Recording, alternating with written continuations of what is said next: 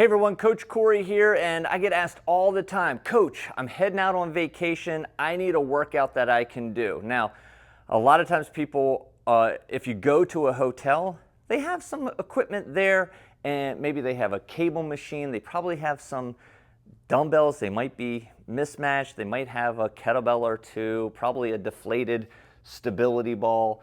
You might have a really nice hotel, in which case, I love going to hotels where they have really nice equipment and I get to play and experiment and do some fun things with it.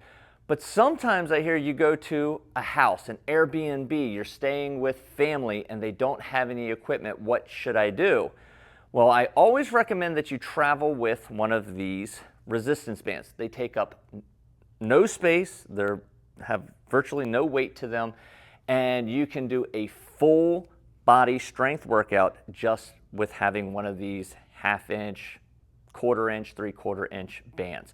I really like getting these from, my favorite company is Perform Better to order these from, and travel with one of these. Let me show you what you're gonna do with it.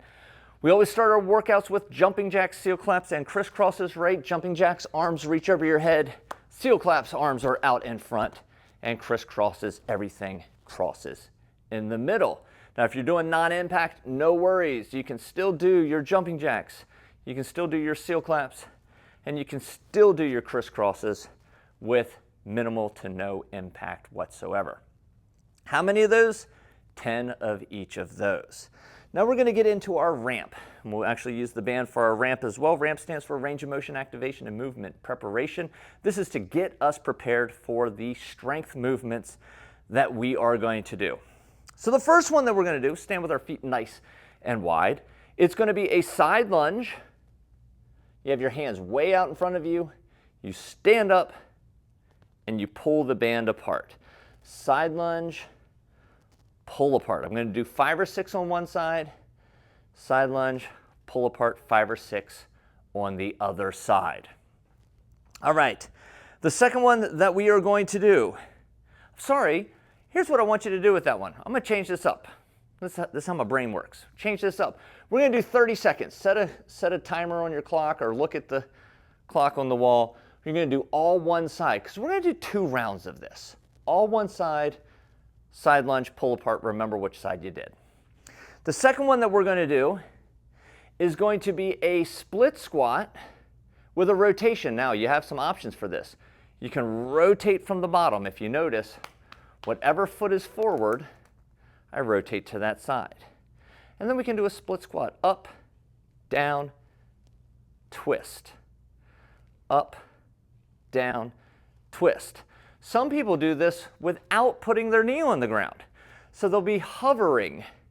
They'll go up, down to that hover position, and rotate. That is significantly more advanced. Some people look at me and go, Coach, there is no way I'm going down to that floor. Okay. Get some throw pillows from the couch, get a riser or something, and now we don't need to go all the way down to the floor. This is much more doable for a lot of people. Up, down, and rotate. Could be a step stool, could be something that you put underneath of your knee there. The last one is going to be a hip bridge with a pullover. We're going to have a little bit of tension in the band, not a ton of tension, a little bit. And we're going to reach back and pull straight up over our chest. Everything comes up at the same time. Everything goes down at the same time. So I'm reaching way back. I got my heels driven into the floor. I raise my hips and my hands. I lower my hips and my hands. I raise my hips and my hands. I lower my hips and my hands. Okay? All of those are going to be for 30 seconds. For that one, for more advanced people, could you do a single leg? You sure can, because in round 2, we will just switch and get the other side, okay? So 30 seconds for each of those.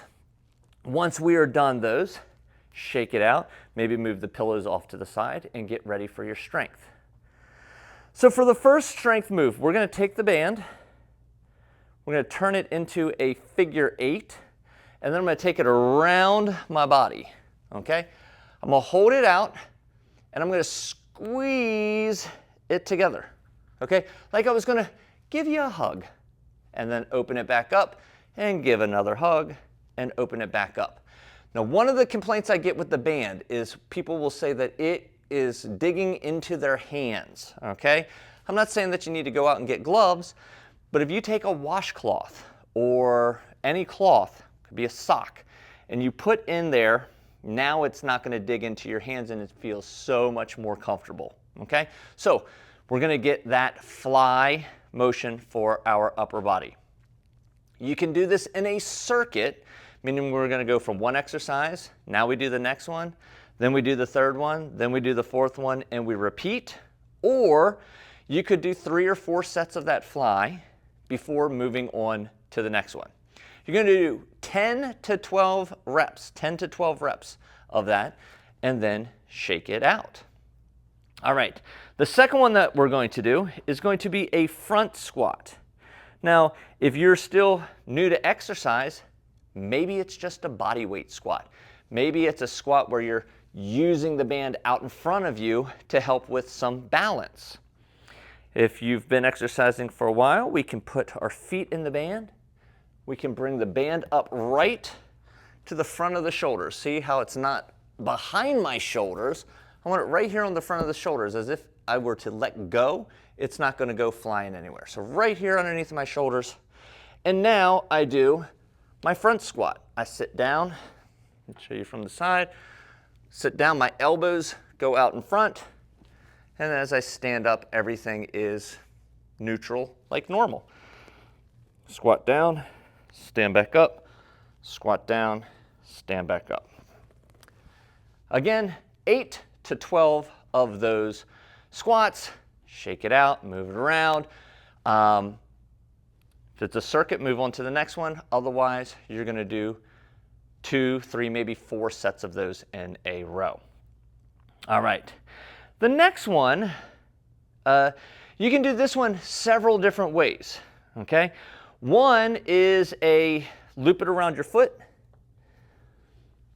flatten out my back perfectly flat, and I pull up, elbows to the ceiling. If that's too much resistance, just put one part of the band underneath your foot, pull it up to the ceiling, okay? That's one way of doing it.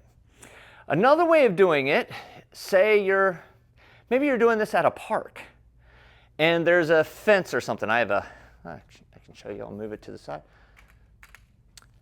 Maybe there's a pole and you can put it around a pole, a basketball post, something like that. And now I can do my rows right here using something else. I would not put this around anything in your house, however. Okay, it's not, the structures in your house are not made to have bands pulled against them. The last way to do it would be to sit down. I like this way as well. Loop the band around your feet, sit up nice and tall, and then pull back as if you were, rowing a boat. Those are your 3 options for that row movement. The last one is going to be a deadlift movement, a hinge. So what we're going to do, you have some options for this one. You can either use the double band, or you could just use one part of the band. And I'll show you. I have it doubled up right now. I got a good grip on the band. I'm in a zigzag shape, okay? I got a V shape in my hips. I'm not rounding. I don't have my legs straight like this. This is an L. We don't want that. We want a V shape. And from here I stand up nice and tall, and then I push my butt back, stand up nice and tall. The movement that I like to think about is if I have a bunch of groceries and I need to close the car door. Okay, so grab a hold of your groceries, close the car door, and that's the position that you need to be in. If you don't want to use both bands, you can use just one band, but the movement pattern is exactly the same. I'm pushing into my feet more than I'm pulling with my arms. As a matter of fact, we don't want to actually pull, we want to push down into our feet. Most of these, if not all of these, are going to end up being 8 to 12 reps for you. Again, you can do it circuit style, or you could do them one at a time individually, the fly, the squat, the pull, and that deadlift. And you would do those 3 or 4 sets. Make sure you give yourself plenty of rest. Give yourself plenty of rest, and then we can move on to the next one. Once you complete everything, don't forget to cool down. Don't forget to stretch. Don't forget to do those things so that you aren't as sore the next day, so that you can go on about your day and not have to worry about, oh my gosh, I'm not going to be able to walk upstairs. You want to make sure that not only do you properly warm up before each strength workout, but you also want to cool down after each strength workout as well. Let me know in the comments if you have any questions, or let me know what you thought about the workout.